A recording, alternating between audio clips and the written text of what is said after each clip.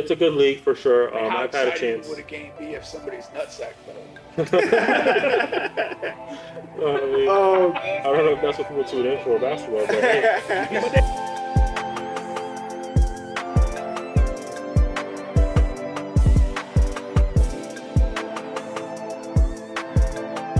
Welcome back, ladies and gentlemen. This is Hoop Talk episode 4. We are here at Studio D3 in Orlando. We have a special guest today. Please welcome Bubba and Pink from On the Bench podcast. They're going to be joining us today, talking some hoops. And of course, as always, you got your host, HoopTalk Nas and my dog, TyDolla. Make him holla. We have a lot of topics to go on with today. Unfortunately, our dog, Lando, a.k.a. Pluto, wasn't able to make it today, but he'll be back with us next week. Hopefully, we'll see how that goes. So we'll put up another missing persons poster. See if you guys can find him for us. But let's go ahead and get started. Like we always like to start. What happened? What's the reward on finding him? I'm not sure. Well, Tyler, you got any money to spread out? A nice smooch. Did you guys do that on purpose? You guys all have rap names. What do you actually, mean? so because he's Pluto? No, he's TyDolla. He's TyDolla sign. You got Pluto didn't make it, and you're Nas. Oh wow, no, I never even thought about that until just now. That never crossed my mind. That's crazy. Okay. Don't underestimate Bubba's powers. No, it was not on purpose. Number one. They're very subtle. Speaking of coordinating accidentally, we also dressed alike for 2 episodes in a row by accident. We're not far off again. Yeah, we're not far. Well, we're not as close as we were. That second episode was crazy. We're both wearing kind of all white kind of situation, but. I was low-key hoping you didn't go with the pink shirt. I know. I thought about it. I said, I think Pink is going to go with pink. So I'm going to go to the red. Did you guys coordinate on that one day I had you guys for the Serpents game on purpose? No, that was an accident? that's by chance. Yeah, it'd be happening like that. But we usually like to get started with what we call our out-of-bounds question of the week. Usually Pluto leads us off. So today I'll go ahead and think of something. Luckily, I had one already in mind. So to get the conversation sparked, to get us going, I'm going to ask you guys, and everybody get a chance to give their own opinion, but who do you think would be the better player? You guys may have seen this already on Instagram, possibly. Kyrie Irving without the handles or Stephen Curry without the shot? Who do you think would result in a better player, ultimately? I'll let you guys go first. Kyrie without the handles. Kyrie without the handles? Yeah, because Kyrie is the best finisher around the basket of all time. True. And then you still have his jump shot. He's a elite jump shooter, you could say. I mean, but without the handle, he might not get near the damn basket. That's what I was thinking. Yep. That's not true. It just says without the elite handle. I mean, it's not without the handle. It's frequency, right? So how often will he get to those spots to actually perform those finishing moves? You know what I mean? But he still has an average handle for a point guard, right? Yeah, he would still have an average handle. Let's give him I don't know, Ja Morant maybe. He has like an average handle, I would say. You don't think he has an average handle? Above average? A LeBron handle? A LeBron handle, yeah. Point guard LeBron handle, Okay. Yeah, that's LeBron handle, he's going to be in the J League. You think so? Hell yeah. Yeah, you might be LeBron right. doesn't do Who has an average handle that we could give to Kyrie to put this into perspective? Jaylen Brown. Jaylen Brown? He has the No, Jaylen Brown is a turnover machine. Jalen Brunson. Jalen Brunson has a basic. He gets to his spots. Yeah, that's good. Yeah, Jalen Brunson. Yeah, I mean, Jalen Brunson does get to the paint easily, so. He pretty much beat Jalen Brunson. Yeah. But I mean, Stephen Curry isn't exactly like a bad finisher either, so he'll still be able to get to his spot. He's a great finisher. Not to mention, we're only taking away his shot, so now Stephen Curry has the handle. Would that not make him the best handles in the league at that point if you take away Kyrie's handles? Possibly. Definitely up there. And you think he would have a harder time dominating without his shot? Yeah. Neither one is dominating, right? It's True, the lesser of two evils. And Could they make an all-star game without these attributes? No. Kyrie could, not Steph. Could they average anywhere near, let's say Curry's 28 points per game in his prime? Could he average anywhere between 24, 25? Not without the 20, no, 22. I think Kyrie could, though. He's in the lower teens because you have to think lower teens, like 13, 14? Yeah, because now he's going to be relegated to only driving. That's bigger forwards and guard. But if we're giving Kyrie average handle, then we're giving Curry an average shot. So he would still shoot at an average rate. That's why he's okay. Like, what, 36%? 36? Nah, lower than that. 36 is Nah, good. but if we're giving Three? Kyrie Jalen Brunson's handle, then we got to at least give Curry a 38% shooting at least. No, man, 38 is pretty good. He's elite. shooting at like 42, 43 He's in his not, prime. not, You in said- his prime. okay. You I said was not average. this year. Yeah, no, yeah. When I say average, I don't mean by numbers. I Average mean is like, gonna be like- like is- for a good shooter. I mean, A decent shooter, I mean, you're talking like 34, 35%. 34, 35% the three I would give him. If we're But giving you also it- with an average shooter is largely taking catch and shoot looks. They're not taking the shots that Curry actually takes in games. yeah, that's true. and the, all the stuff off the dribble and all that. So, and like both guys, if they're just average in those other categories, their usage rates drop as well, which I think that's potentially where you move closer to what Bubba's statistical contribution would be. And again, if you're not shooting at a high clip and you're still playing point guard, like Curry would probably be more of a facilitator at that point True. than he is now. So the whole dynamic in game changes. And I mean, to me, like games evolve organically to what you can do, and I think like to me, Kyrie's finishing package is an extension of his dribble package, Right. and there, you can't separate the two and expect the outcome to be similar.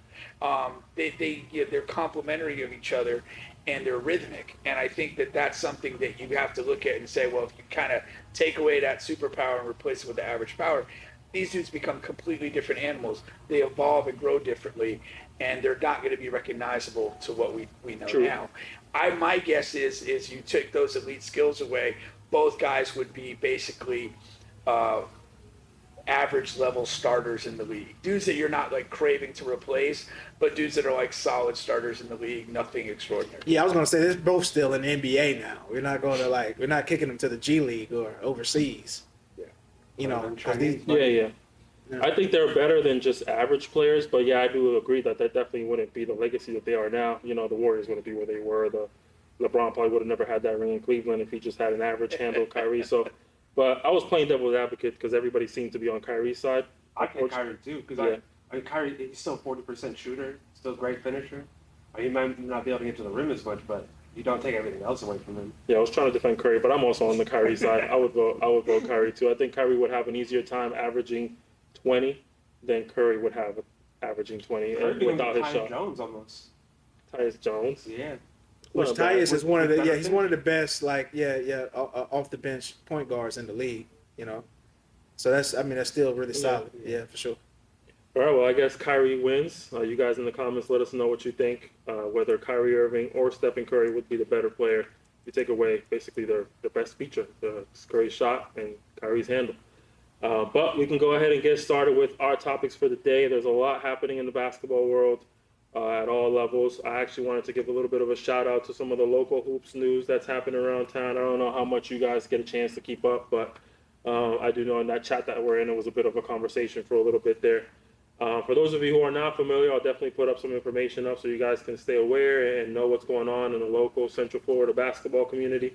But the Polk County Royals decided to leave the FBA. I myself, being an owner of an FBA team, definitely felt that in a variety of ways. Unfortunately, that impacts the league and the teams a lot more than people may think. But, you know, I keep my chin up, stay positive. But they left for the ABA. I don't know if you guys are familiar. Have you guys ever had a chance to? I've heard of Keep it. up. I've never seen a game. Yeah, but is it the same ABA as like back in the day? No. So why would It is an they call extension. it that? It is an extension. It is an It- extension it is of an it. extension yeah. of it? The Oh, ABA Like that old Dr. J and all that? yeah, it is an extension. When they closed Like a down, rebirth. they tried to bring it back in the year 2000. Of course, it did not develop the same Right. way, Yeah, obviously, yeah. but it is an extension. The concept Yeah. came from the same people who left Because my the thing ABA. in my mind, if it's not, why use the name? Like you want to get away But from you that. want to get that association. Like Yeah, you're trying they to are catch- associated. Trying catch to leech off of people. The Yeah, people that's involved misleading. were They should've involved. come The with people that. involved were involved with the ABA. Yeah, they were. should have come with the Afros and the high socks. They might have had a chance. The short shorts, Daisy Yeah. Dukes. Yeah, it's a good league for sure. I mean, how I've had a exciting chance. would a game be if somebody's nutsack fell out? I mean, Oh, I don't know if that's what people tune in for basketball, but hey, But they'd be surprised. talking about that'd it. be a trending topic. Yeah, I think he'd be very surprised. no publicity is bad publicity in my opinion. So, what were you gonna Sadly, that's a truism. say? if I was to like insert you with like a truth serum, right? And Oh God. and you had to tell like the fucking truth and nothing but the truth. When we go like so I don't know about Pink, but I had two different opinions on the FBA prior to going to a couple of games and then after going to a couple of games.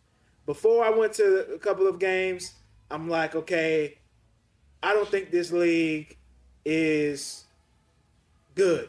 I know some of the players that are associated with the league, and I'm like, I think I'm better than them, and there's no way this league can be any good.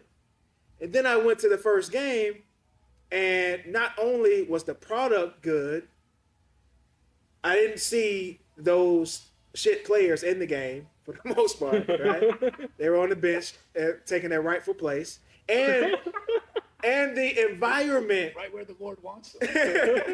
and the environment was good. It's like a good basketball environment, and it seemed structured and it seemed organized. And you guys had everything. You are a big part of that structure and organization. Why is it not? Why from the outside looking in, for me, it's like it's not working. So why not? All right, so yeah, I could definitely be honest because this is not my Serpent's platform, so I can say whatever I want. So, in my personal opinion, it's the and this is not to be offensive to anybody, but it's the people who are involved in it at the end of the day. I think in like the administrative league side or like yes, the players side? Yeah, like the front office side of it. Okay. There could be some blame placed on the players that we have, but that's up to the front office people, quote unquote, to find the players of quality. You know what I mean? Like that's something that I pride myself on is I'm looking for players of quality.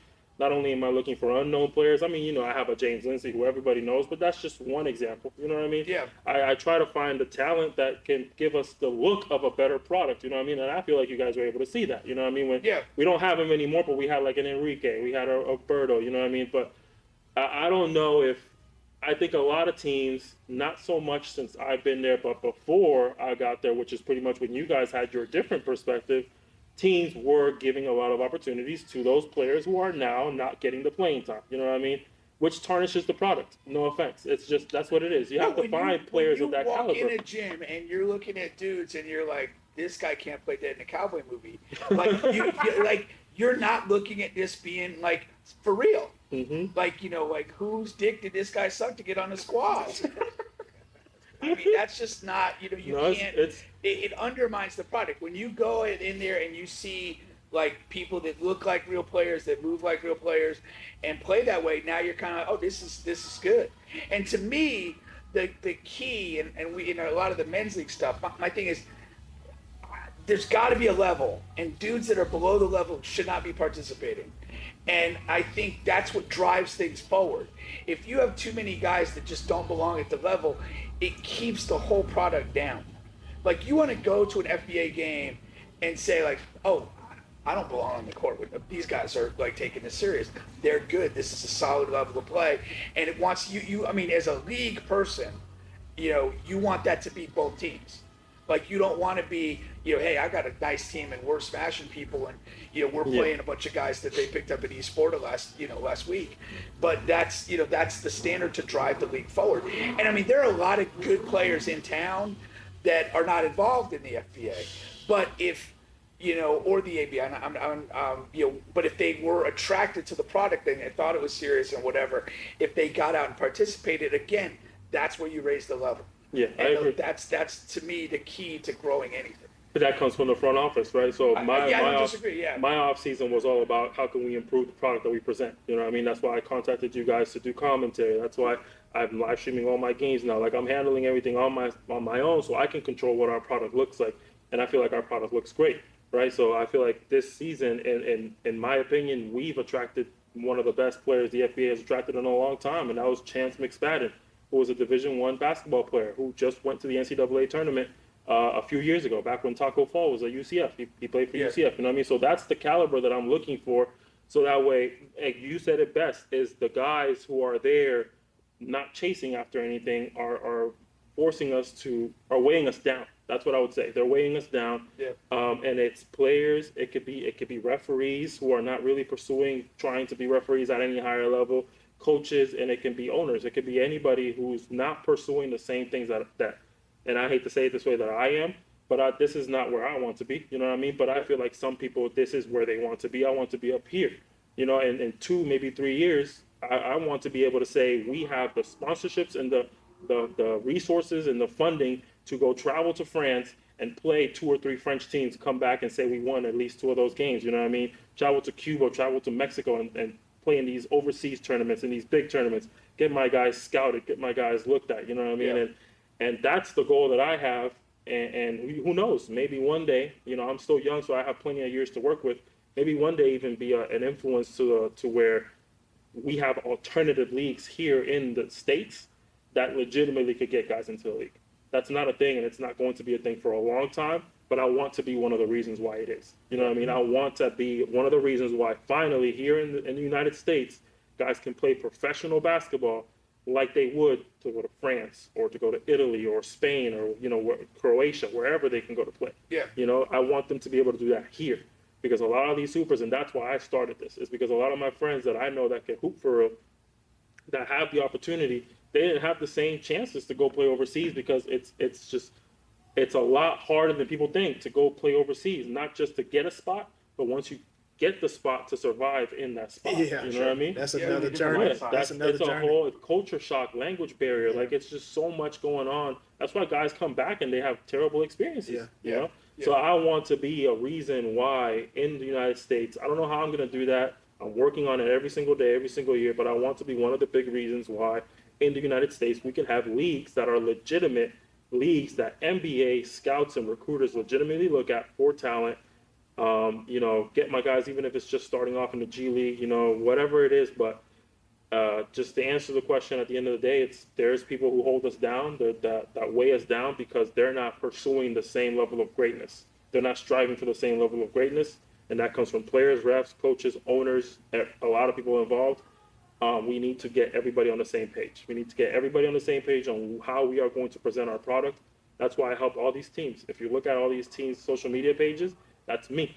That's me producing the content, you know, giving them the ideas, helping them grow because their product has to look just as good as mine for mine to excel. If my product looks better than anybody else's, I don't actually think that's a good thing. Yeah. Because I need to be able to appear as if I'm competing, not just, you know, here. You know what I mean? When somebody gets film, you know, they pay attention to who's on the other side of the court. Exactly. Like, you know, some guy tearing it up against a bunch of 5'6" guys. Yeah. It's not gonna, you know, that's obvious. Like, but when you're a guy's making plays and the level seems good and you know, athleticism, strength, and skill is all there, now you have film that means something.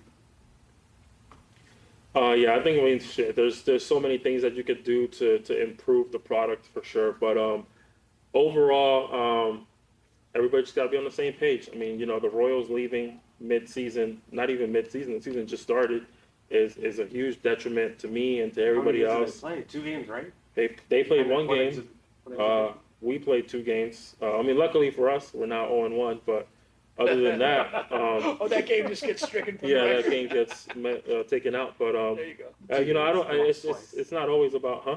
They lost. Nobody's saying he's only on one officially now. Yeah, we only lost yeah, one. yeah. We lost one officially now, You get but to swipe one away like it didn't happen. it's just so many things, man.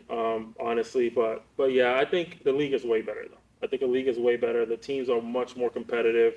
A team like the Winter Park Storm, they're far more competitive now. They got guys that you guys know as good hoopers. You know, like Aaron. You guys are familiar with Aaron. Yeah. He's on the Storm now. You know, and Ivan and all these other guys. But we just all got to get on the same page, honestly.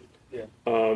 But to tackle on that, the Royals went to the ABA. The ABA is a great league. I think that's one of their main concerns with the Royals was they weren't really allowed to make decisions on their own. They wanted to play at their own home location in the FBA. Yeah. And they'll have greater decisional autonomy. Yeah, in they the want to NBA. play their own home games at their own location and only have to worry about financing those. Where the FBA follows a one location method. So every team, all the teams play in one location. And there's a budget that we all go to pay towards to make these things happen. Okay. The Royals weren't a fan of that, and they haven't been for a while. So it was only a matter of time. I just wish they would have at least done it before the season started, Right. or after the season was So finished. what is the designated location for this season? There's multiple, but teams go to that location. So we play at Seminole State, we play at RDV. So all league games for a particular day or weekend would be played that day at that location. Correct. Yeah. Back to back to back, or Yeah. whatever the case might be. Exactly. Yeah. I follow. Okay. Which is even more rough for them because they're Kissimmee, Polk County. Yeah, and everywhere exactly. else is like Volusia County. They don't mind the Park, traveling; right. it's the funding it Okay. that they're not a fan of, because there's a budget. Everything just gets put into a budget. Our season costs a certain amount, and it's our job to finance how that happens. I do it through sponsorships and through my youth program. Other teams don't do the same things that I do to make it easier on their financial side of things. So, I'm not here to judge. I'm just saying, there's an easy way to make this happen without coughing up your own money. Right. It's up to them to figure that out. They did not, so their decision was to leave. That's just them. But the ABA, yeah, it's a great league. Other than that, it's pretty much all the local stuff that I wanted to mention. I feel like you had something to say about that, no? No, I was going to talk about them leaving and kind of your thoughts on it. Yeah. Which now I understand. Do you think any other is the entire team going to the ABA or any players Their kind of entire spreading team? out? Yeah. Yeah, their entire team is gone. Yeah, they have a pretty loyal group. We probably won't see them playing for other teams. Probably not in the FBA. The ABA is good enough. Plus, it's 10 home games, 10 away games. Everybody's gonna love that. All hoopers are gonna love that. But Just hurts losing an expansion team, especially 2 years ago. Yeah, it They won does. a championship. yeah, they won the championship their first year, so they're good enough. It had nothing to do with competition. I think they're a great team. But decisions were made, I guess, at the end of the day. But moving on, because now just thinking about it, now I'm pissed off. Moving on, we got this is a small topic, but I was actually curious. I don't know, have you guys had a chance to watch the Mind the Game podcast, LeBron and Yes. JJ Redick? Yeah, How you guys feel about that podcast? I have opinions, but I'll let you guys start. I love it. I Do you? really do love it. I love a lot of the insight that those two guys offer to the games and situations. I feel like I learned a decent amount of basketball and how they process the game at a high level. So I found it educational and entertaining. There's a side of this, though, like I also feel that LeBron is recognizing this as kind of like a late phase of career narrative dictation tool. And I think that like the way he gets to kind of flash back on moments of his career, kind of talk about the game and how he sees it evolves. I mean, he's entitled to it. He's given us 20 years of great basketball, but he's definitely utilizing this as a platform to kind of tell a piece of his story. Yeah. Those are my two main takes, but I enjoy it. I'm glad they're doing it. It's propaganda. That's all it is. You think so? Absolutely. Yeah, I agree. What do you think about the show? No, I enjoy it, man. I like it. I like JJ. He's just a great analyst, and the way he can get people to open up and talk about different things and also educate at the same time is just it's almost second to none. I just don't like how they put like a drip of wine in their glass. I'm gonna pour half the damn bottle in a glass. So, Who are you lying to? I There's just no drank out the glass, bottle. Yeah, I no just drank out the bottle. bottle. Yeah. You're a straight. So you at that- Wine out the bottle? Yeah. That's crazy. So that bothers me. This man did a segment of his favorite vineyard. What are we That's talking crazy. about? Out the bottle? I've never seen that before. That's some caveman for You sure. gotta get out We have to more. get that A in notice. You gotta get out more.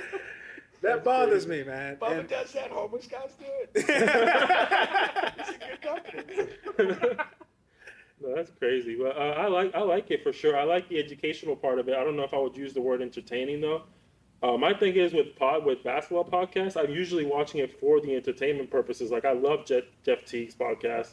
Oh, Funniest I dude. think he's a jackass. He is for That's sure, what's but so he's funny. hilarious. I don't find it funny Really? at all. No. Oh, I love it, man. But that's the podcast I like. Gil's Arena, man. He's Jeff definitely Teague an is asshole. Jeff Teague is solid. I just can't get through it. Give it arenas. Either of Really? us. I've tried. The arguing It's gets so too hard. much.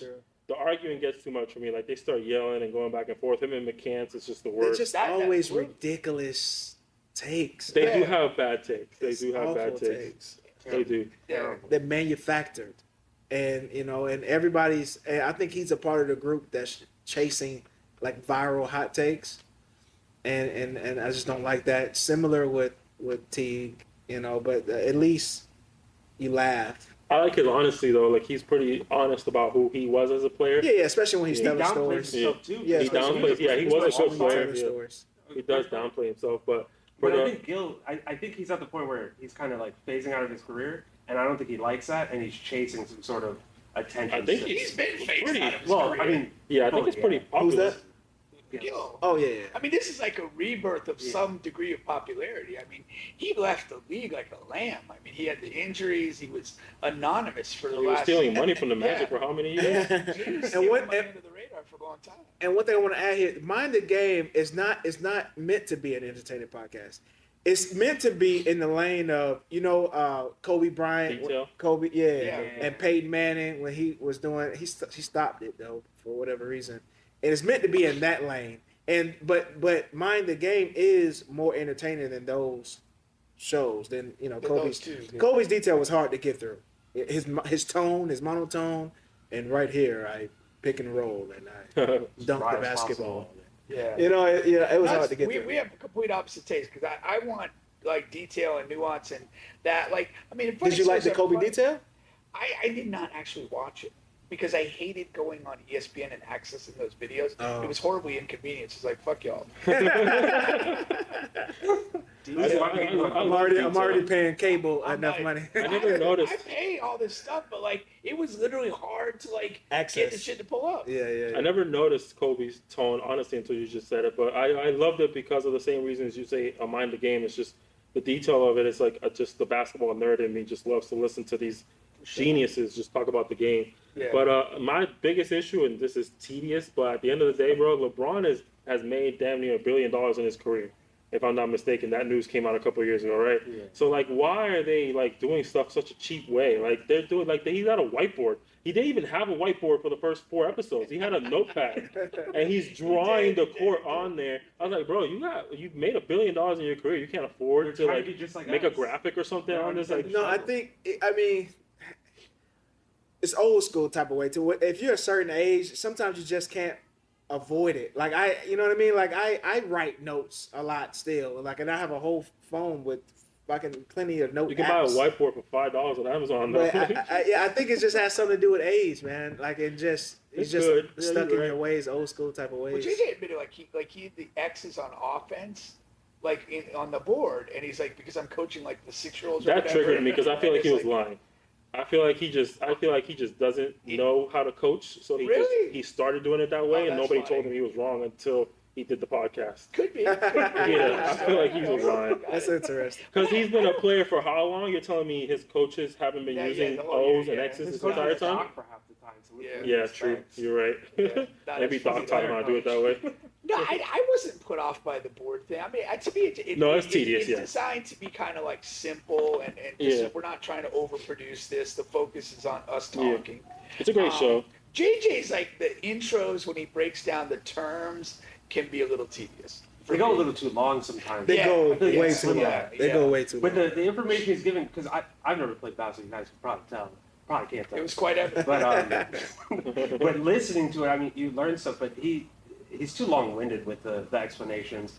I feel like he can make it a lot more concise. I've never watched it all the way through. I always fast forward Yeah. to where it's JJ and LeBron. I skip to LeBron Yeah. talking every time, and then Well, that's skip smart. over I to haven't done that yet, but I'm probably going to. Now, you coach, or you Yeah. have coached. Have you had a chance to coach ever, or?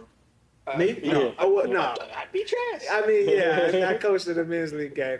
I did pretty well, I would believe, with the group of guys I had. But no, not on a serious level So like that. you coach. So when you're coaching, or in your experience coaching, how often do you find yourself using the terms that they mention on this show? Because they mention a lot of them. Not a ton of the terms that they're using. I think a lot of that is like NBA speak and stuff True, that true. like. And again, most of my coaching was like from literally like 98 to like 2013, 14 was the last time I was in like a high school setting where you're really kind of like Yeah. using a lot of terminology and stuff. So I didn't use a lot of their specific terminology, but it is, like I said, NBA speak. I think like whenever you're with the team, though, you do kind of create your own terminology, and it's just kind of like organic to things that you want to emphasize. Yeah. And I think that part of what happens in that process is you'll get like buzzwords, phrases that your group knows what we're doing.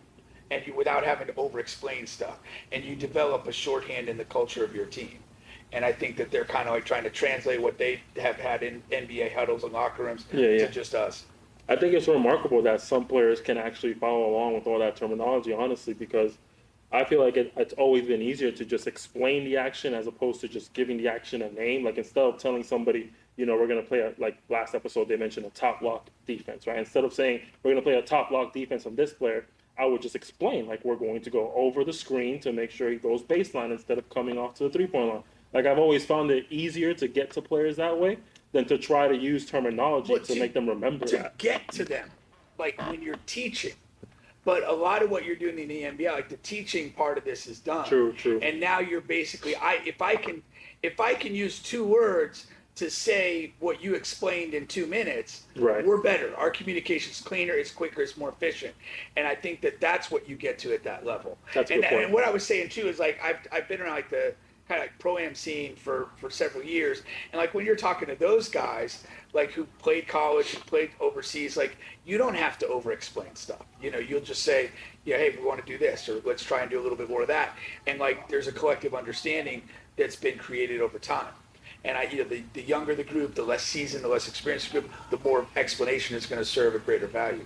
That's true. That is a good point. Now, LeBron was throwing shade at players, saying that some of them still don't get it, even at the NBA level, still have a hard time like flipping plays and switching from left to right and all that kind of stuff. We're surrounded by idiots. Make no mistake about it. Like in every aspect of life. Yeah, that's true. Like intelligent people are a real minority. Half of the U.S. is dumb, and then the other half is even dumber. That's crazy. I mean, yeah, I like the show, but it was that one thing. To me, I feel like they could visualize things a little better, because a lot of the time I can't even see what he's actually drawing up. His hands covering it. So that's the one tedious thing that I don't like about the show. But I hear a lot of flack about it, because I feel like you kind of say, like the level of intelligence in the world isn't, how we want it to be. Yeah. So I feel like people are kind of confused watching the show and don't really get the finer part of the basketball game. Absolutely, they'd rather listen to. But I love it personally. Talk about dumb shit. Yeah, exactly. But I love it. I like both. I'm on both spectrums. I like the intellectual part of basketball, but I also love the dumb side of basketball. I love to have my dumb debates too, which a couple of them are going to come now. No, but Team USA, that's the next thing I have here on my list. Team USA, aka the Avengers. Is that really what people call it? It's just like a social media thing. I don't think it's, but it'll probably catch on. I feel like that's how it always is, like the Redeem Team, the Dream Team. It's always like a public perception thing, and then it just turns into the nickname that everybody uses. But how do you guys feel about that Team USA roster? Who would you take out and for who? I don't have a lot of issues with the roster for what it is. I could see an argument for Kyrie, but I don't feel he's an essential person. My biggest intrigue about the roster is who's actually going to play, not who's going to make it to the tournament, but when you're playing minutes, right. Like how are they going to create rotations and stuff like that with that group of people? It'll be very interesting. You could go where you go with like hybrid lineups of like young and old guys together. You could kind of create almost like a 2-team environment where you kind of have like some of the old guys and then kind of come with the younger guys as kind of their own group and bring a different energy. There's a couple of options of how you want to play that, and it'll be interesting to see. And one of my most fascinating things about any USA basketball thing has always been when you have the best of the best, like who's really the best? Like who distinguishes themselves in that setting? And it doesn't come easy to a lot of people. And I think that it's really telling who earns the majority of minutes when they get to Paris, who's playing in critical situations, versus who kind of becomes marginalized in that setting. Yeah, and I feel like now that you say that was going to be one of my main points. When it comes to that, determining who's going to be our guys, it's low key. It's not always talent based. Sometimes it's just about who's actually able to play basketball out here. You know what I mean? Like, Can you play with these other stars who are used to having the ball in their hands, and can you sacrifice touches? Can you sacrifice opportunity? And I think a lot of the guys on that roster, maybe not a lot. I think a lot of them are old enough and advanced enough to really understand how to step aside. But some of those guys are going to have a difficult time adjusting to like. I'm usually shooting 20 times in an NBA game. I might only shoot 8 shots today. Banchero, for example, he doesn't really have an off-ball game as much. Yeah. He's not a great passer. He's not going to play much. I don't expect it. He's not in the He's roster. not on the roster. He's not in the Definitely roster. I thought he was. No, on the Paulo roster. Paulo didn't make the He was on roster. the Keep him stateside. I'm so I'm not a big Paulo fan. I'll address that momentarily. But I There's no think to need the for that. point that you're making is it was telling, and we talked about this, the Drew Holiday selection. Yeah, Because exactly. he's a guy that really speaks to filling, voids that are on the court with whoever he's playing with. And I thought it was interesting that my feeling is that he was probably regarded as an essential glue guy to that group. And I'm happy that they made that selection. Yeah, I think Drew Holiday was the right pick for sure. Yeah, 1,000%. I'm not big on Devin Booker being on this team, Really? and I wouldn't have lost any sleep if Durant was on this team. I understand why he's on. Durant? I understand why he's on the team. I think they'll still win and do well with Durant on the team. I just wouldn't lose any sleep if he wasn't on the team. Is all I'm saying. Lastly, on the roster is I wish Embiid wouldn't have joined this team, and I hope he gets hurt so he doesn't have to God. play What? on this team. What do you Yeah, mean? because USA United, we don't Oh, okay. appreciate. They don't appreciate Embiid. Only Philadelphia appreciates Embiid. Everybody outside of it, they shit on him daily. They talk about him crying after the series. They talk about him always being hurt. They That talk was a about good him. cry, though, for real. Yeah, well, whatever. They joke about it and they clown about it. And I wish he would have, took heed to that. They say he's a cheap MVP winner. He shouldn't have won MVP that year. No, all they do is talk trash about him. There's Well, that's a never terrible anything take. positive. Never anything positive about him.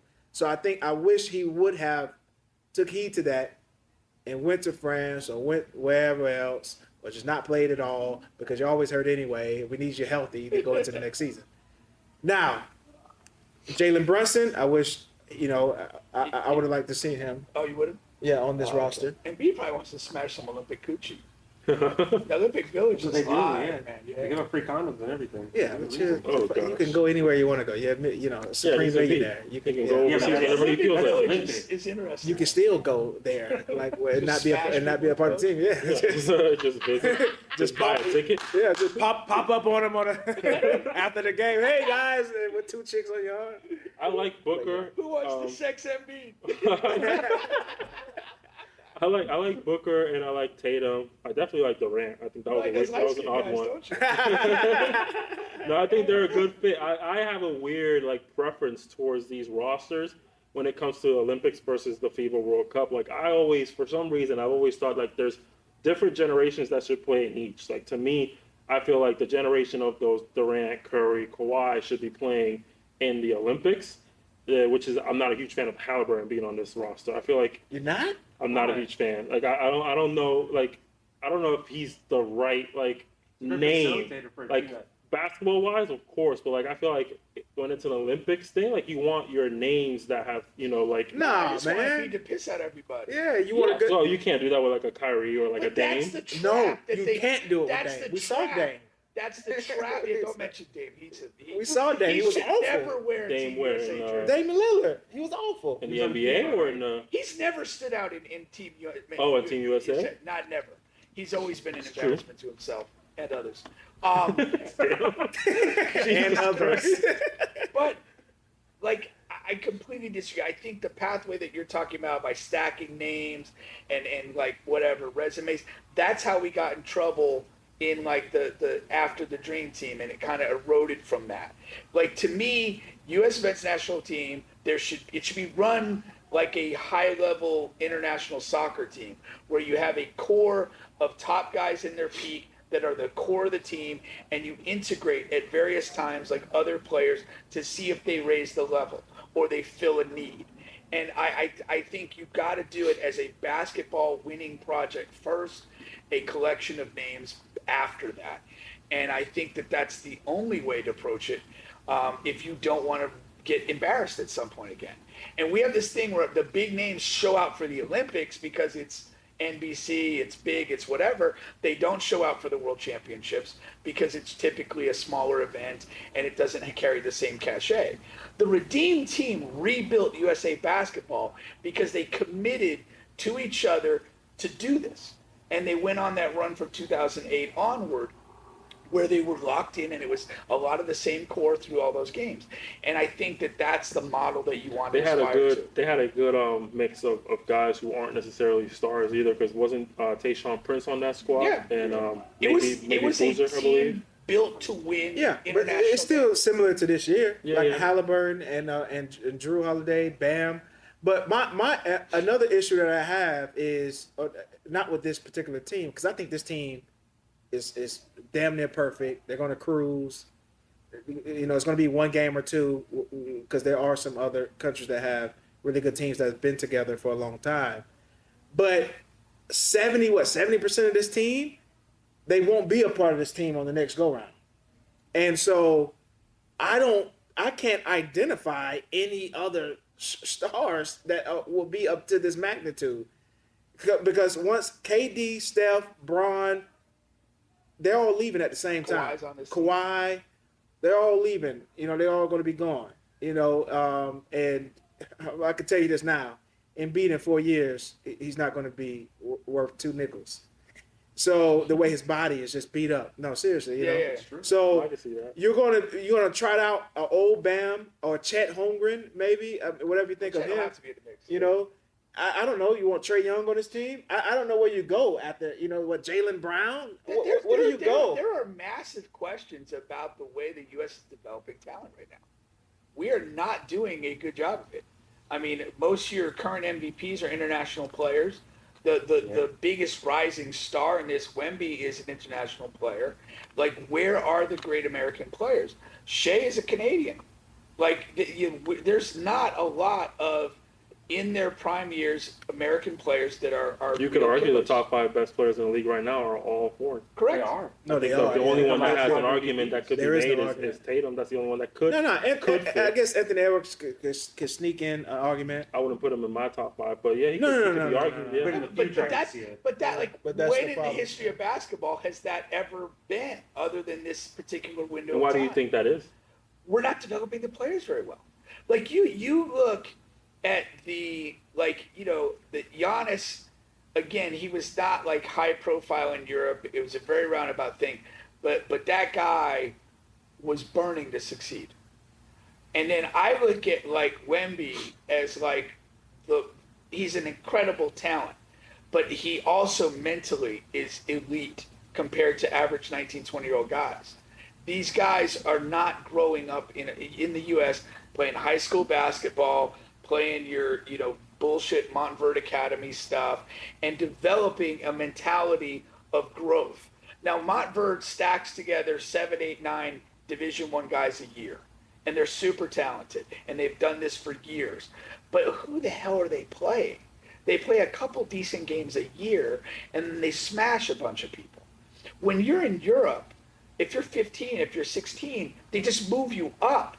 And you play 18, 19, 20-year-olds. You play pro when you're 16 like Luka. And you're in that environment. Wemby's 19, but he has a couple years pro experience arriving here. Like, that's a better developmental thing than to be stuck in this bracket of essentially under 18 high school, AAU, prep school dudes. That's not challenging you. Cooper Flagg has not been challenged in the setting he's been in. He's supposed to be the next. And he's supposed to be the next, you know, high level guy. By because he's more athletic. He taller. would have been, you know, if he was in Europe right now, he would have been playing probably with the first team at a pro against grown ass men. And I'm sure Cooper Flagg and some of these other guys like play pickup and scrimmage with like high level guys. I get it, but playing in games against grown men is different, and that's a better way to develop than the system that we have, which is just, to me, a lot of undercoached, overplayed nonsense. Another thing, I think the hunger is gone. I mean, you're taking a lot of these guys, you know, from the hood that would typically have a certain level of hunger to make it and get out of the hood and make it for their family.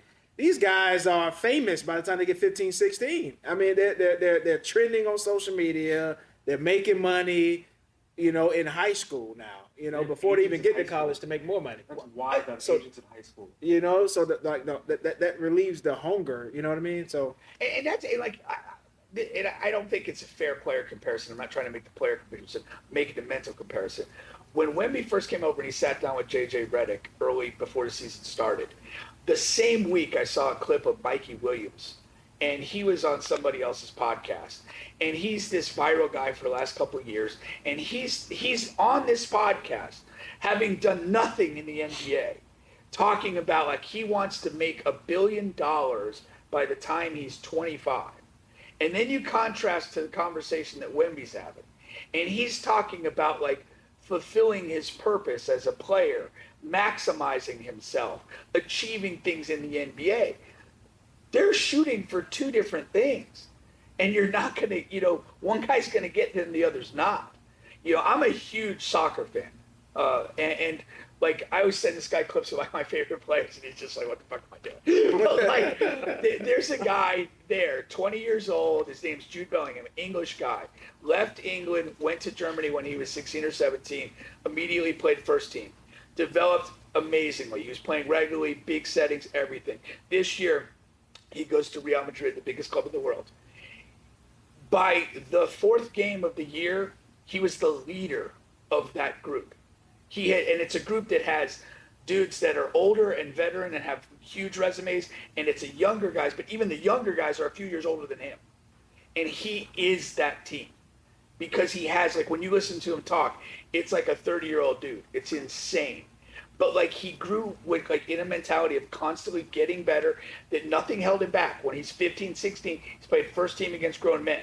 And then when he reaches 16, he goes to Germany, he's playing at a higher level. Now he's 20, he's at the highest level that exists, and he's succeeding.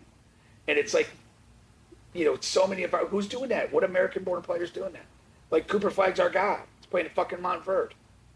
It's no comparison. We don't have that. And I think AAU kind of, brought us to where we are now because players are more focused on their highlight tapes, more focused on scoring. We're not seeing fundamentals anymore.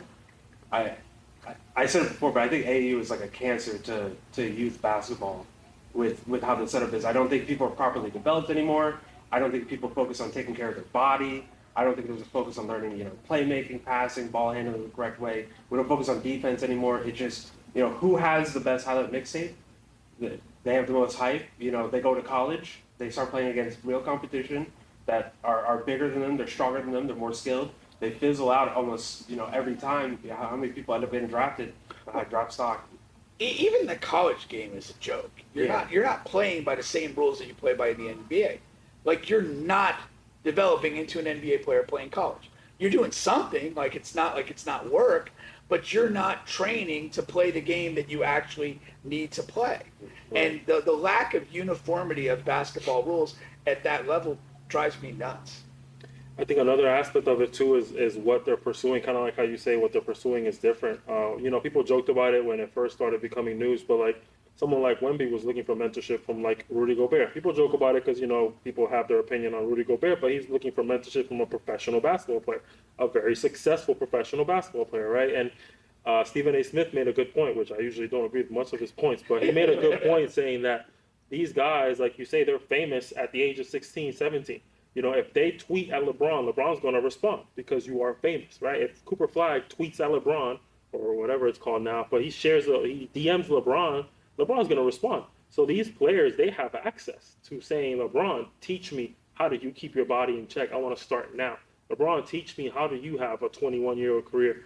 And someone like Wemby, somebody like Joel Embiid was looking for, mentorship and advice and trying to learn from some of the greatest players. So whether it's Embiid learning from Hakeem Olajuwon, Wemby learning from Rudy Gobert or Evan Fournier or Tony Parker, these guys are looking for actual, they're actually striving for greatness. Where I feel like our country, our American players they're just looking for the next, viral video, the next, NIL deal. A fascinating guy to bring into this discussion right now is John Morant. And this is a guy that kind of had a bit of a humble path to the NBA. Like, he wasn't the highest recruit. He didn't go to one of the blue chip schools. He played, I think, a couple seasons at a low profile school, becomes the second pick, shows brilliant early. And then, like, really through off the court stuff, like, wasn't conducting himself right. And it's impacted his on-court product. It impacts, what's going to be his legacy. And there's a lot of reasons or whatever that we could look at that happened, but the fact that it happened is damning to American basketball culture. Yeah, I judge these players more on what they do outside of the NBA than what they do actually in the NBA. Because all these guys can hoop, you know what I mean? Like all these guys got the talent, but you can tell, who's truly got the greatness in them just by how the news that you hear about them, the trending topics that you hear about them. Like John Morant has rap beef with Drake right now. Yeah. You know what I mean? Like you're an NBA player. Why is that happening, man? Like you should be in the gym right now, but you're probably going through some sort of like a rehabilitation program to get you back on track because you're out here flashing guns at people. It's like just little things like that really show like just it's unfortunate, and that goes back to the original point of like our future of USA basketball is dim. I feel like there's going to be I don't know when it's going to be. Maybe it's going to be the next Olympics. Maybe it'll be the one after that, but it can't be many more before these teams are actually whooping our ass. It can't be many more. And you're right, but like in Bubba's point, like we're going to send a team out there that we all have a lot of confidence in, but half of that team's not going to be available for the next Olympic cycle. Yeah. So we're not doing our job of building a program and continuity and growth. We're basically giving these older guys a thanks for playing, tribute. Another piece that with how old they are, half of them might not even make it to this Olympics. We still have the rest of the playoffs going. If anybody gets injured, we lose a star player, we lose our gunpowder. Yeah. Imagine LeBron goes down. Imagine Steph Curry, gets injured while he's practicing. He's in the safely at off-season. home They got now. He Kawhi. ain't gonna get hurt They got anymore. Kawhi, Anthony Davis, and Embiid on The that roster. Kawhi was the most confusing pickup for me because he has not had an offseason where he's been healthy in how long. Yeah. I don't understand I don't understand what the plan is with that. Well, the last guy was, because you got to think about playing time too. So it's like, the last guy that they were going to Kawhi's pick gonna up. play though. As if he's healthy, but not a ton of minutes. None of think these so? guys are going to play. No. How many minutes is a FIBA game? 40? 40 minutes, but see, I don't like. That's why, I don't know how they're going to I work have no idea. rotations and who's going to play the bigger minutes, and If I'm guessing who's I not think playing the big Tatum minutes, I should play- think Halliburton, Edwards, and Bam don't play the big minutes. And I they have think which are Halliburton gets. literally I think Halliburton the three should be the best youngest player. guys. Yeah, that's what I'm saying. I think And they're gonna have Halliburton. minimal I think experience. Halliburton gets lead. I think he gets 20 second. minutes. I think Halliburton gets the least amount of minutes on that roster. No I no think way. so. He's second on the guard the list best on that passer, team. best That is transition true. That is passer. true. That's a good point. I Yeah. didn't think about it that way. I'm thinking they What do have you more think the point guards starting than five that. is going to be for the first game? That's what we were talking about. What do you actually think it could be? I think what they're going to I'll tell you my five. But go ahead. my gut feeling is they're gonna lean heavily on the older guys in the starting five, and I think they're gonna create like a second unit that probably presses, accelerates tempo with Runs, Edwards, yeah. Halliburton, a few of those guys, and just kind of wreaks havoc and change the tempo of the game. And then when you do that, you can justify playing them shorter minutes, but they're intense minutes. And so you kind of can go 7-8 minutes with the starters, and then bring in the second unit, press, pick up full court, just raise hell, and then you can rotate back to the starters, and then kind of just play, depending on the game situation, dictate what you're going to do. But when you talk also about total minutes, we are going to smash a couple of these teams. And for me, most likely scenario is, late third, fourth quarter, LeBron, Kawhi, all the senior dudes are going to be sitting down, chilling. And so those other guys will get minutes in a few of these games just because Yeah, true. there's no reason to overuse those dudes. That's a good point. I mean, if it was me, I'd definitely go with Curry. The only questionable is to me is the two guard. Like, who's truly a two guard there that would deserve to start? Because Booker is like their one true shooting Booker's guard. not going to start. That's what I'm saying. Edwards, though. So it's probably gonna be Tatum. I think they'll put him at the two guard. He's not a two guard, but You they'll don't think probably put him Edwards? at the two guard. I think they would start Tatum before they start Edwards. That's the question. Tatum, Edwards. I think that's the only discrepancy. I think the other starting four are pretty simple. I'd say LeBron, KD. And I have a personal preference, but it's probably gonna be Embiid. But I have a preference towards AD. I think AD should be the starter. But Fuck yeah. oh shit, Hell, that's just me. that's an we're embarrassment. going crazy. Man. I don't think they need his versatility. You can't,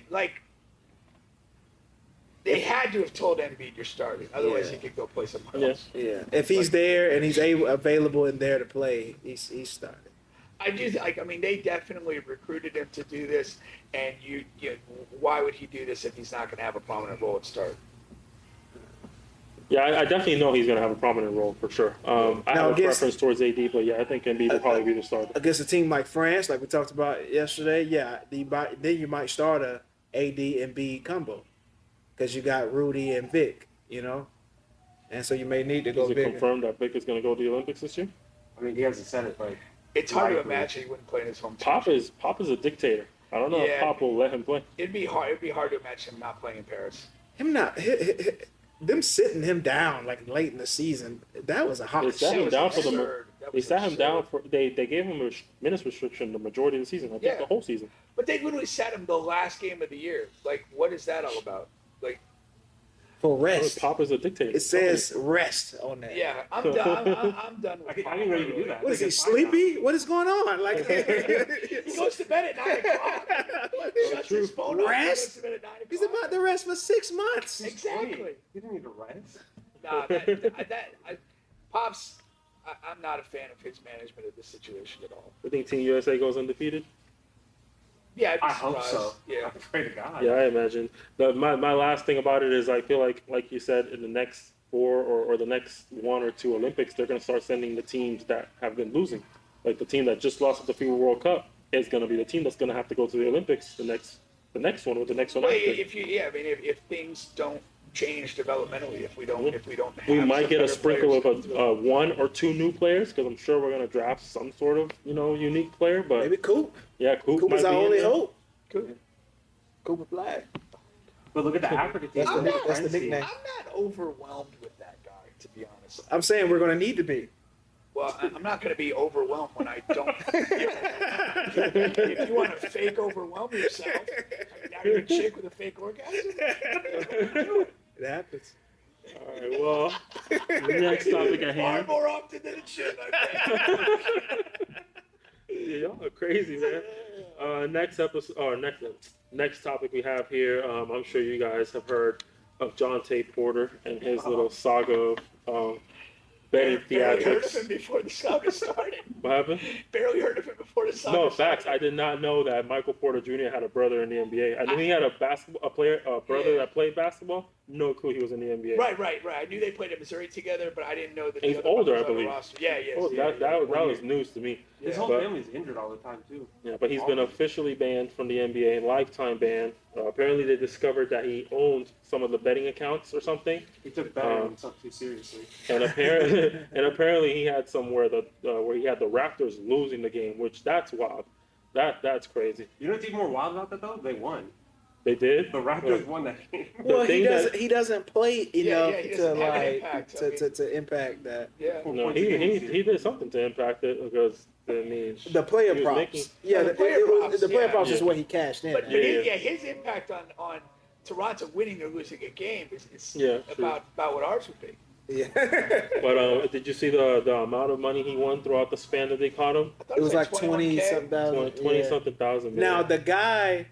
the guy that he was helping or giving information to was like close to 2 million. It was like 1.7 Oh, really? million. Oh, that part I didn't see. That guy. Hopefully won. he's getting a. But he on. That's what I'm saying. I hope or a that reach around. a split or something. Like I think they caught him around. early. I think that was the issue. I think they caught him so early he wasn't able to really reap the benefits of what he was doing. Yeah. I don't know how he messed up where they caught him, but He messed up because of the big bet, and I talked about this too because it seemed all throughout history, so a lot of guys like big time drug dealers like Frank Lucas. Like I said, Frank Lucas got caught when his wife made him wear that big mink coat to the big boxing fight. And he was that bullshit skating narrative behind great women behind a great man.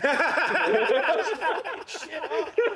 He did not want to wear that Yeah. coat, man. He did not want to wear it. But that's anyway, crazy. You look like a goddamn 70s metrosexual. you get caught, man. That one big thing. So it was the one big bet where it was It was like $80,000 bet to win like I think 1 point something, almost 2 million on a single bet, and they flagged it, and they traced who it came from, and it was that guy that he was helping, and so that guy, which is information I read this morning actually, that guy rolled on him. oh damn. Oh, So wow. they put pressure on him. It said feds in the article.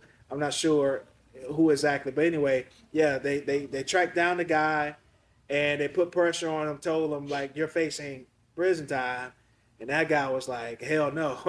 I'll tell you anything you need to know. And he gave him, and he rolled on Jonte, man. That sucks, man. Yeah. And to not even have like a lucrative NBA career and then get cut short like this, Yeah. that sucks, man. He's only made $2 To million. make $20,000. But he did it to himself. Yeah. Hopefully he takes that $20K and gets like a Kia. I'm a kid, man. What's wrong with it? That's crazy. More or less than 20, Bubba. I'm sorry, yours is loaded. Mine's loaded. Next thing on the agenda, Blake Griffin officially retired. We had a discussion on, I think, what was like our first episode, Hall of Famer now. What do you guys think about Blake Griffin's career? Should you pick and choose when you retire? Because there's like a lot going on. NBA playoffs, Jonte Porter. If you want to be celebrated, I think Blake, whether Hall of Fame or not, I know we're going to get into it shortly here. Hall of Fame or not, he was a good enough player to be celebrated when you retired. This went so far, like 5th, 6th, 7th down the Under the radar, yeah. Yeah. Yeah. I forgot about it already. You got, Yeah, 'cause you got the play-in going on. You got the Porter gambling story. You got Yeah. people talking about all these women's basketball Tom players. Brady said he wants to come back. Yeah. Like who? I mean, let's answer that question. Was he great enough to be celebrated? Yes. You guys Yeah, think so? Now that, yes. To be I don't celebrated. think he's a Hall of Fame player, but absolutely celebrated. What's so? I mean, if he's not a Hall of He Famer killed or not a Barry. first ballot Hall of Famer, I'm assuming that's what you mean. But like, does that make him good enough to be celebrated? What are we considering celebrating? I'm What do you want, like 100% curious to see what An Pete goes with NBA this. TV day about him? Because he's very lenient on the Hall of Fame. I am tight on the Hall of Fame. I think there's way too many guys that get in that shouldn't be in. I don't think T-Mac should be in. So, of course, I don't believe Blake should be in. But he was a great player. I don't I don't think that takes away whether, because he had an impact. It was a stretch of time, and he had an impact on the But league. celebrated though? What do you like? You want a special on ESPN about him or something? Like what is no. that? 40 for 40? Is that what it's But you called? spend a day talking about Yeah. It's been a day. Like a day where we that's don't a just special forget on about ESPN. That's what. Yeah, that's a special. No, let's roll down. For ES Blake Griffin? Sports in the top 10 should have done top 10 Blake dunks. Oh yeah. And Like, then we should that's talk. good, yeah. Yeah, I mean, we took a day or Talk two shows. for Kurt Cobain killing himself. Why can't we celebrate? All right. Well, that happened before my time, so I don't know. I can't vouch I don't for know that. either. Yeah, I don't know. Believe me, I've heard of the name though, man. That's the first time No, I I know heard who he about is, it, but yeah. I imagine, yeah, they probably did celebrate him. They I did. mean, He's Kurt not forgotten Cobain probably about had a better career in his genre than Blake Griffin had in his. So you're not a Blake guy. Is that what's going I'm on? not. I don't think he is a Hall of I mean, Famer, really in my is, personal I mean, opinion. in one way, I mean, you can really look at him as a specialist in failure. I mean, he literally never won anything. Yeah, that's I what mean, I'm come on, saying. man. A lot He of guys, jumped over a Kia. a lot of people Coming don't full win, circle. man. Karl Malone didn't win. But those Clipper Yeah, but he was an teams, MVP. Those Clipper teams like stand in a unique place for disappointment. Yeah, they did. The second round was the furthest they went. that lands more on CP3's shoulder and No. Doc Rivers' shoulder I think it's than Blake's. I think it's an It equal. does. DeAndre. I I think don't it's an think Blake equal ever played three-way bad, but tie. He was injured a lot. I think it's a three-way tie. I think Doc, CP, and Blake were both at a high enough pedestal to say it's all your fault. That's fair to say in your opinion, but you have to agree from a total landscape and from a majority landscape, Doc and CP3 gets like all the blame. And you can say it's unfair, but that's it is what it is. No. I said he has to agree. No. I'm saying it's Blake fair. doesn't agree because he Right. said something else. I'm trying to get him to agree. I'm doing my lawyer thing here. Okay, you can. That's not how you do it. Oh, that's crazy, man. I didn't go to school for this, okay? So I'm doing it in my way. I might have had a class or two. But But yeah, no, he's not a Hall of Famer. No, I don't think so either. He's not. He's going to be like they're going to put him in there, but I disagree. No, he's not. I don't think he's going to. No, he's not. Oh, He's they're not. definitely He's, put him in Second, there. third ballot. I don't think he's worthy of it. he's not. They're gonna put him in there. They're gonna put him. But what has Think he about done to who's earn it? retired right now. Who has retired before him? Like who's retired What recently? is That- he done to earn it, Rondo. though? Has he Rondo won? retired earlier this year. And he's going to be in because he has a That's gold medal one. and championship too. oh, you're saying? And I mean, they're also gonna, of course, give it to like people from the 50s and Who would stuff. But like, Don't just yeah, do that. Don't do that. no, but they are. They're gonna add somebody from the 50s that we never heard of. You know what I mean? Every year, but he's at least a third, fourth ballot guy. They're going to. I agree with you though. He's not a Hall of Famer. So I'm with you. I'm just saying they're going to add him. You know Did what he I do mean? anything at Oklahoma? They were okay. I don't think he won that year, and he hasn't won a gold medal. I mean, he was a pretty big star in college. Whether or not he was successful in college, I don't know, but he was a big name. The teams were good, but they didn't win a title. The more we hash this out, I'm going to go with the no on him. He was, at his best, a spectacular individual performer. He was on teams that, to me, are going to be most notable for their failure, 100%, more than their success. Yeah, I mean, he was on the And Pistons. then he had like a really like he had like a cliff of a drop off. He did, but he did also have a resurgence. Where? He redid his game. He became a shooter, a solid shooter. Like what? For where? Yeah, he was an all-star in Detroit. So like he did go Yeah, from but- he Oh, I was thought he he meant was after the, Detroit he was fell off. declining in the Clippers a bit, but just Yeah. a little bit. Detroit, When he it's went to like he He Detroit, he was an remade his all-star. game. He became like a 38% three-point I'm shooter. gonna give- He was so an all-star. He went to Boston. But he was like a bench guy. He was like a He was a role glorified player. Brian Scalabrine. Yeah, I But mean, worse. nah, he wasn't Nice worse. better not. No, if we're talking about if we're talking about like a reinvention, like we gotta talk about guys who did it like at the Brook Lopez level. That's a reinvention. That is, but worth he was still in his mentioning, but- prime. Well, but the problem is like those Detroit years were just like completely anonymous. Yeah. They were a tree falling in the forest. Nobody heard them. Who was the best player he played with when he was there? In Detroit? Yeah. Shit. Was he Hell it? if I know. Huh? Was that Was the he year they it? saw Was he Drummond? the- No, that they didn't have Drummond. They did have Drummond. Maybe, They did have Drummond. Drummond. So that's probably Yeah. that's the answer right there. Yeah. Yeah. Oh well. No, it's not a great career the more we think about it. You got the dunk contest. That's He's in the Hall of something. very good. It's Amazing. not Hall of Fame. Amazing. I think because of his popularity, like he was a very popular Yeah, player. yeah. Because of that will carry the weight that he Yeah. needs to get in there eventually. But And also, I do get a little salty. I think Blake should get a little. First of all, he's a stand-up comedian as well. I was gonna Have you checked his say. stuff out? I was gonna say he's No. always been a very funny guy. Credit to him. Now he should be salty because every time Anthony Edwards does something, they're like, "Oh, this is the best dunk ever!" Like Blake has these dunks.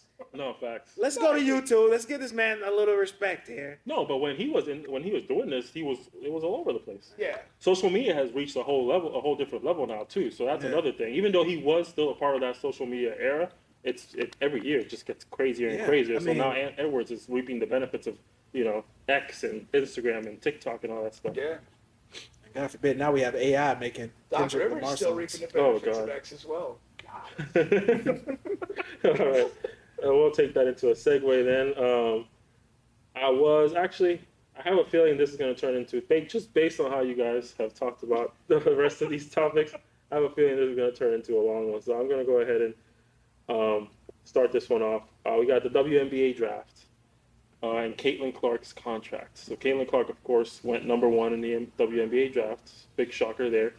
And people are joking about her contract, saying that it's a teacher's contract. Now, I've never seen a teacher that has a $70,000 salary, but Not here in Florida. Some other New states. York. oh, okay, that's Some other possible. states with some experience, you might get up there. But yeah, that I think it's like what 300,000 in 5 years, I believe. It's what it is. 70, 4 years. 75, 4 years. 85, and then 97. Yeah. Yeah. So, what do you guys feel about the last week? We had the conversation about the resurgence of women's basketball. What do you guys feel about that? And is Caitlin Clark? Can the WWE, can the WNBA truly carry the weight needed to help Caitlin Clark revive women's No. basketball? You can't revive something that Well, was not even never alive. revive, but like bring No, it you to can't- life. I guess you could can't. say. Yeah. You can't revive something that's never been alive. It's basically a small ceiling niche sport. It's not gonna get past that. Not in my lifetime. Not in yours. Not even in unborn people's lives. This is just not the way our world works. Now, can it get a little bit better? Can it enjoy a bit of a heyday with a couple of these names and players? Yes, it can grow a bit. But it's my thing, and I've been consistent on this. I mean, they've been around for a while now. It has not grown. The league is kind of stagnated and struggled along. And it does that because it's not a good product. It's not something that people need to see over and over again. Now, if you're a woman, if you're a women's basketball player, if your daughter's a player, you're going to gravitate towards that in a different way. Much like your parents will watch you play even when you suck. But that's just what it is. You're not going to get mass neutrals showing up and watching these games on a consistent and regular basis. And that's why the money's going to always be at a relatively low level. And, again, we can look at the salary, but that's what the league can pay you. And, if you're that good, and apparently she nailed a 8-figure whatever deal with Nike, that's where your money's going to be. It's not going to be with your league contract because the league is not that strong. Now, here's my thing. I'll let you get to yours. Sorry, but I had done a little bit of research, and I forget the exact deal, but the NBA itself, or the merger, I guess you could say, that's going to really turn into something.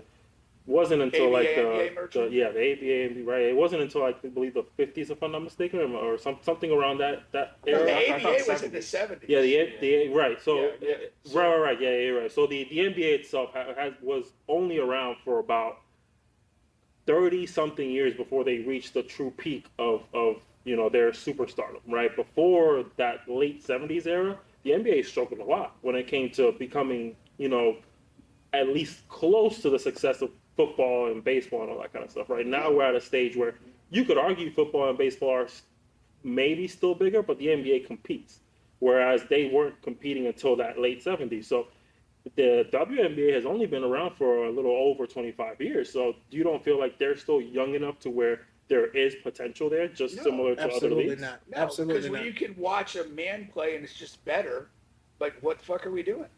Like it's not the same product. Like you're not doing that.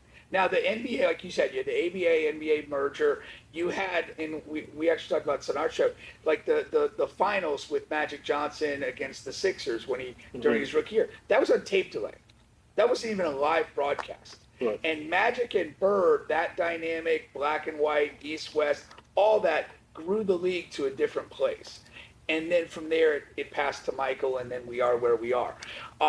But you're never going to have that with women because you can flip the channel and watch men play a better, more appealing game.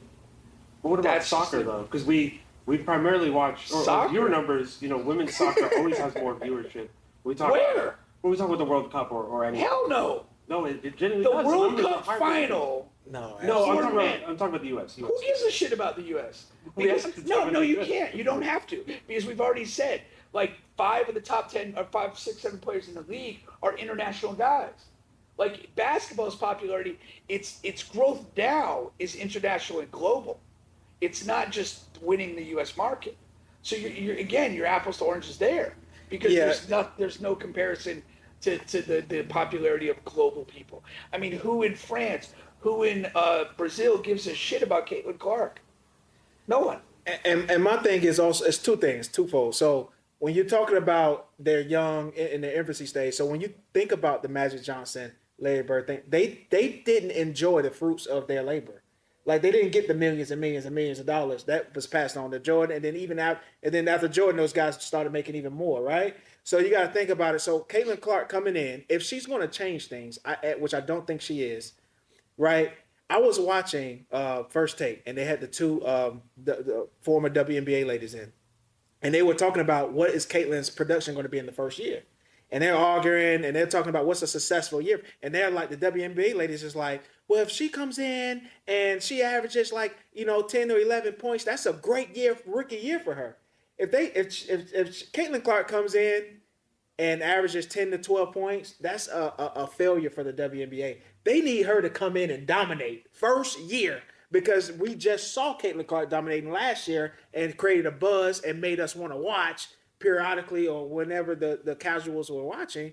We're looking to move that into a couple of months from now. We want to see that same Caitlin Clark that was shooting half court shots, making 4 or 5 of those a game. If she's not doing that, we're not going to watch that very next game. Right. You know what I mean? And then 2 to 3 years when she actually gets good at the play, we're going to forget. No, I don't agree with a lot of Gilbert Arenas' takes, but he did make a mention of that same concept. But his idea is like the WNBA needs her, so like word is going to trickle down from the top. Like we are going to be mindful of making sure Caitlin Clark does what we need her to do. Whether that's telling the referees to be mindful of how they make their calls, whether it's telling the teams like let's be mindful of how we're playing the game. Because at the end of the day, this is for everybody's benefit. I think that word will trickle down. But how much success have you had controlling catty lesbians? Oh, God. Because you see, they I've already never tried personally. they're already talking like That's what I'm saying. she's That's not my going to be point. this in this league, and Yeah, true. we're not going to they're already kind of like targeting her on the player side. Right. on the player side. You know, and then it's, it's weird. Even girls from the draft are targeting her. Angel Reese, Karen Brink. Yeah. Everyone's becoming for her. Yeah. I think there's more optimism than there ever was before, at the very least. But I am on the boat that I don't think the WNBA has the tools to make it happen. I think it's all on Caitlin Clark's shoulders and how is she going to carry an entire league. You know, I think the league has to do something. The NBA had the ability to do it. But I mean, again, like, what is so compelling about watching her play basketball? Because I don't get that. If it's not She can shoot. I agree with you, because if Like- it's not a narrative, it doesn't go anywhere. If there's no narrative, it doesn't go anywhere. If it's just like, I can watch Stephen Curry and enjoy myself regardless of who he's playing, regardless of who he's going off on. It's like with Caitlin Clark, there has to be some sort of story for me to be familiar with. That's what I'm For me saying. to be excited if to watch you strip this. away the narrative and you watch a person play, and I'm big, like to me, like the athletes that get my attention are the ones that I feel like I'm watching something special and something that we don't always see.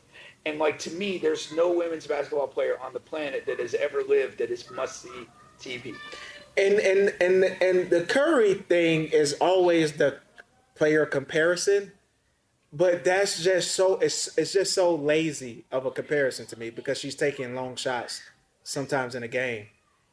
Her comparison is something like if we're talking from a men's side, you have to pick a man to compare it to.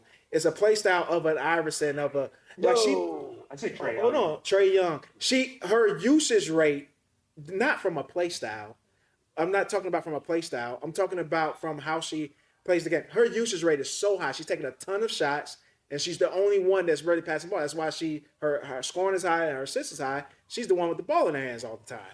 You know, Curry usage rate is very marginal, low to like average. You know what I mean? Like she has to be the one that makes that happen, and that's why she's not winning. To be honest with you, she didn't win in high school, which is alarming to me, right? And she didn't win in college. She's going to have to win in the WNBA for the WNBA to survive. And you're banking a lot on a person in order for her to succeed. Is she has to have the ball in her hand at all times to even score enough buckets to draw. I feel a comparison is more like Dame Lillard, because she has the deep That's shooting. that's fine. She doesn't have a That's great fine. mid-range game, and she's not. I mean, she's capable of finishing, but she's not an elite finisher. Yeah, Dame is solid. And I don't think she's an impactful defender. And that's like, you look at all of that, like that's your player comparison, and like That's not going to that's win. not that. It's not winning, and it's not like that overwhelming to watch. And the question, When Dame gets hot, it's and then the question is she better than her peers coming into the WNBA? she is. Is she better than the players, the top what- players in the league right now? No, like I- the Oh, Angel, now that I Yeah, don't know. that's a No, question. no, I you know, don't like the Asia That I don't Wilsons, know. the Kelsey Plums, the Sabrina Ionescu's. I don't think she's better than I think the most. secret is they need to maintain that rivalry too with Angel Reese. I think without that rivalry, I don't know if people will watch. I said it last week. I don't think they will. I just don't think Angel Reese will. I don't translate think in the Angel WNBA. is that good. I think Angel Reese will have a better time I forgot what you said. Sorry, making that transition. Than They him drafted playing. her with a center. They picked a center before She's they not a picked center, her. She's a forward. She's a center in the Yeah. college. She's a forward that can't She shoot. out-routes the post. Yeah, She she's can't not shoot. a shooter. No, I A think- lot of She's LSU 6'3". That's a wasn't. giant for women's basketball. I think- Nah. No, but that's center No, now. I It's know, 6'7". I'm just kidding. But I think the problem though is that like the rivalry is not sustainable because Angel Reese isn't a big enough name. isn't that good. It's No, about yeah, being not good. about name. Right She's now, her just not name is good. probably good enough, but her game isn't. Yeah, and she's and pretty. that's what's going to shoot. It's not to the level of Caitlyn. That's what I'm saying. Like when Yeah, you look yeah. at Magic and Bird, they were here. You know what I mean? Like Yeah, this carried over That's what from you college. need. You needed her Yeah. and Juju to be coming out at the same Well, time. and then if the you other wanted thing that we talk about too is like, you know, if you go to that Larry Magic thing, whether it was conspiracy or not, I mean, they both went to fantastic teams, fantastic organizations, ready to win immediately, and that's what happened. Like, I don't know enough about the WNBA to know what type of roster that. And it was perfect for that play style. Caitlyn and Angel are They cooked the walking books. into. I mean, come on, man. Boston, it's a white town. Larry Bird. You go there, and they were already a great team. How the fuck you get a draft pick high enough to pick Larry Bird? And Well, they then drafted him the year before. see, Like Red Auerbach manipulated all of basketball for a while. Like but the NBA allowed him to do that. I know. Yeah, I know. and it was awesome, and it was great, He's so- and they should have. He traded Knights of the Ice Capades for Bill Russell. This is a true story. Like the team that had the top pick was running low on money, and he sold them Knights at the arena for the Ice Capades, which the guy owned, and that leveraged the Bill Russell trade. Then when Will came in, he changed the jump ball rule to alternating possession. Like he just manipulated everybody. So he's the best GM ever. Best owner. Quite possibly. I think so. For sure. All right. Well, I think it's a consensus that Caitlin Clark will not save the WNBA, but I hope she does. I am hopeful. Yeah, I am hopeful, but I'm more concerned about WNBA than I am about Caitlin. I think Caitlin has the tools. I don't think WNBA. Will you does. watch? Yeah. I gonna- watched some games last You gonna be locked in? No. It's Indiana. You watch I'm a Florida fan. WNBA? Even if it was the Aces or, Yeah, or the Spurs, I've been a you fan of still Paige watch? Becker since the whole situation with like Gigi. So I try to tap him more for that. No, but did you watch WNBA? Have you been watching WNBA like prior to this year? Last year only. Last year was my first year. Yeah, I did not. I'll be completely honest. I did watch a lot of NCAA women's basketball, mainly because of Caitlin, but WNBA, no clue. Will you? Huh? Will you now? I will because of the podcast. That's what I'll say. Because of the fact that we talk so much basketball, I want to be able to actually know what the hell I'm talking about. That's why. Is it because of them? Unfortunately, no. That's just the honest truth. That's fine. They just, it's boring to me. It's boring. It's, I like fundamental basketball when it comes to like the podcast of Mind the Game. You know what I mean? That's where fundamental basketball is fun. But like to just watch you guys only do fundamentals, it's like, I damn, think the fundamentals a misnomer too. what happened? I think the fundamentals of the women's game is kind of like overstated. You think so? They're not that good. Like they don't do great fundamental things. What it is, I watched 10 minutes of LSU Iowa. Both teams operated with a Just lot 10 of minutes? double post basketball. That's all I needed to know. But they operated with a lot of double post basketball. The lane was crowded.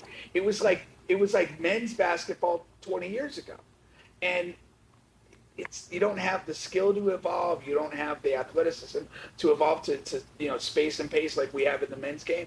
It's just not a good product. And I think that there's this weird narrative that it's somehow fundamentally sound.